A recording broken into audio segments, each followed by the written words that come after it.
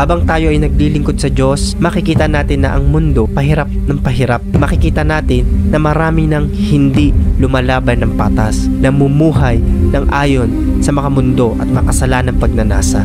Marami ang nalalaglag sa pananampalataya at tumatalikod.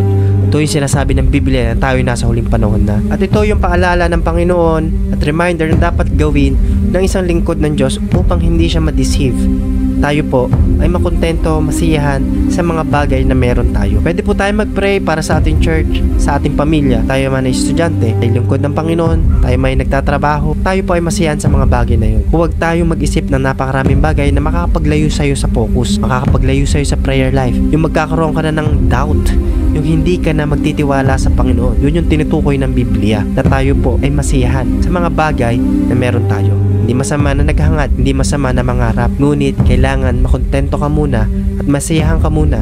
Maging thankful, maging grateful doon sa mga bagay na meron ka na. Sa kakikilos ng Diyos, layo natin yung sarili po natin doon sa mga bagay na makakapaglayo sa atin sa realidad ng Diyos, na magkakaroon ng maraming takot sa atin at makakapagpalayo, makakapag-alis ng pananampalataya sa Panginoon.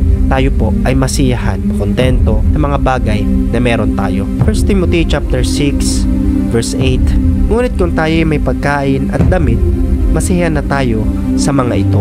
Ito pa ang kailangan gawin ng isang lingkod ng Diyos: sumunod sa katwiran ng Panginoon, sumunod sa pagiging makadiyos, sa pananampalataya, sa pagkakaroon ng pag-ibig at pagtitiis sa paglilingkod. Pagkaroon tayo ng kaamuan habang tayo po ay nagsiserve kay Lord. 1 Timothy chapter 6 verse 11. Ngunit ikaw, o tao ng Diyos, layuan mo ang mga bagay na ito at sumunod ka sa katwiran, sa pagiging makadiyos, sa pananampalataya, sa pag-ibig, sa pagtitiis at sa kamuan.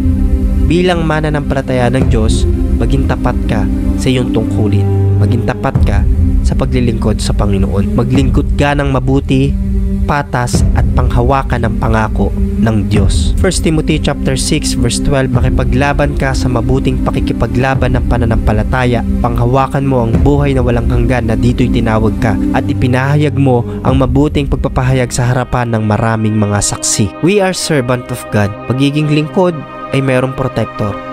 Ang protector natin ang Panginoon. Once na ang Diyos ang ating protector, malayong malayo na magalaw ka ng kaaway. Ikaw ay poproteksyonan ng Panginoon sa lahat ng pandaraya, sa lahat na makakapagpaalis sa iyo sa pananampalataya. Nais ng Diyos na lubos mong maunawaan na siya ang Diyos na pumuprotekta sa kanyang mga lingkod, at walang ibang kayang gawin ng demonyo o ang Satanas upang ilayo ka sa kanya. Sa ating mga napag-aralan, mga kapatid, marami nawa kayong natutunan at marami kayong may apply sa ating paglilingkod. Patuloy tayong lumakad sa kabanalan, sa katwiran. Lumaban tayo sa pananampalataya ng merong mabuting paglilingkod sa Panginoon. Panghawakan natin ang mga pangako ng Diyos sapagkat ito'y maasahan at ito ay panghahawakan ng kanyang mga mananampalataya. Salamat kapatid kung ikaw ay nakarating sa huling part ng video ito. Marami po kayong tanong at marami kayong gusto sabihin, let me know in the comment section. Sa mga tanong nyo po, kung di ko masasagot yan, marami po sasagot ng mga mananampalataya. Kung nanonood po kayo